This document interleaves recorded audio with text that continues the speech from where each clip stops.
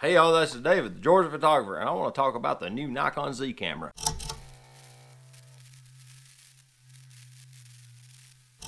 If you haven't seen it yet, some Nikon shooter that you know, that you watch on YouTube, has already produced a video talking about how he's got the email, or she's got the email, talking about the new Z6 and Z7 Mark IIs that are coming mid-October. And I watched Matt Irwin's video, and I wasn't underwhelmed. It was kind of the improvements that I was expecting to see, but they left some critical stuff out of the mix as well that they should have put in. It's about time. Okay. But they did say that it's going to have 2 card slots now instead of just one, and they're talking about the kind of cards, and they talk about how it's got dual microprocessors now to handle more data flow. But from what things look like, the actual cameras themselves are the same.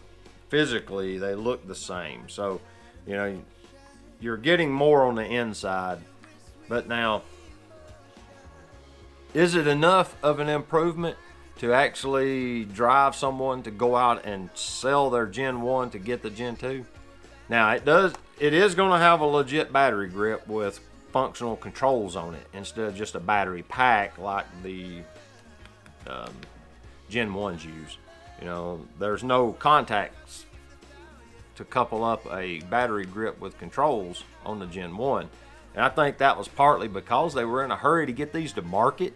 So they said, well, we can save time by not wiring all of that and designing all that. You know, that saved a bunch of cost and time.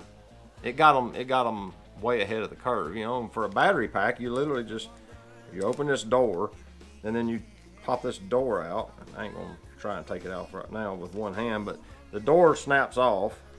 I don't remember which way, but then the battery pack goes in there, and you put 2 batteries in the pack, so it doubles your battery capacity is really what you're doing. I haven't had a problem enough with battery life to need the battery pack yet, so that's why I haven't bothered to buy it. Now, on my D810, and I'm hoping on the Mark II Zs, they've done it different. And what they've done is, like on my D810, you get 2 batteries in the pack plus 1 in the camera. 3 batteries at once is a game changer, or it's leverage in the argument. To where if you're just adding 1, doubling your capacity is significant. If you were shooting pro, I could see it, but for the casual shooter, I can shoot almost all day on 1 battery. It'll go a long time just for casual shooting, like street photos and such. I'll carry a spare in my pocket, and sometimes I'll get into the spare battery, sometimes I won't.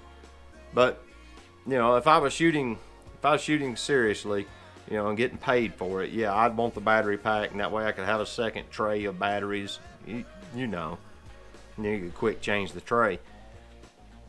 But with like my D810 battery pack, you got the 2 in it plus the 1 in the camera.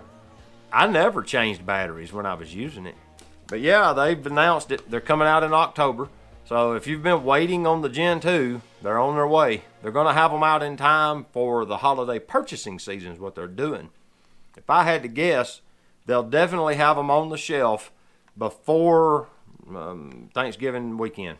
So you can go ahead and have them. And they'll probably have them at the big retailers like Adorama and B&H and Roberts Camera and all them guys well before that. You'll probably be able to get your hands on them from your favorite retailer probably by the 1st of November. And, you know, and Amazon will have them too, you know, if you buy from Amazon. So I thought that was an interesting update, and I just wanted to throw that down and let you guys know that they've done something cool, and that they finally come out with a proper dual card slot professional grade mirrorless camera with an actual functioning battery grip. Those were the 2 takeaways from the whole thing that Matt Irwin did that I really keyed in on. Was, yeah, I like this one. And I haven't had any issues with the memory cards. I've got 2 XQD cards, and to be honest, I haven't had but a couple of SD cards go bad in the 10 or 12 years I've been using them. They're pretty robust cards. Or I'm not hard on them like Tony Northrup is, but at the end of the day,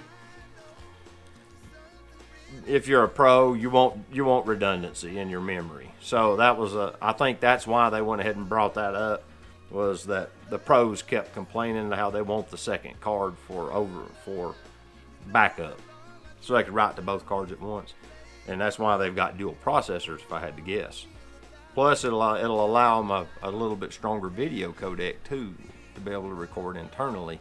If you've got dual processors, you can data flow more data. Makes sense to me. But with that, this is David, the Georgia photographer. Let me know what your thoughts are in the comments below. What do you think about the new Z cameras? Are you going to be getting one? Are you going to be selling your Gen 1 to get a Gen 2? Are you going to just keep your Gen 1? What's going to happen? I'm personally going to hang on to my Gen 1. I like this Z6. It shoots really well for me.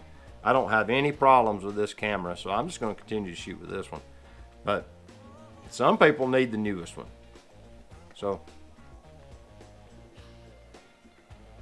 crockpot's hissing. So with that, this is David, the Georgia photographer, and I appreciate you watching. Y'all get your camera out and go take a picture with it, all right?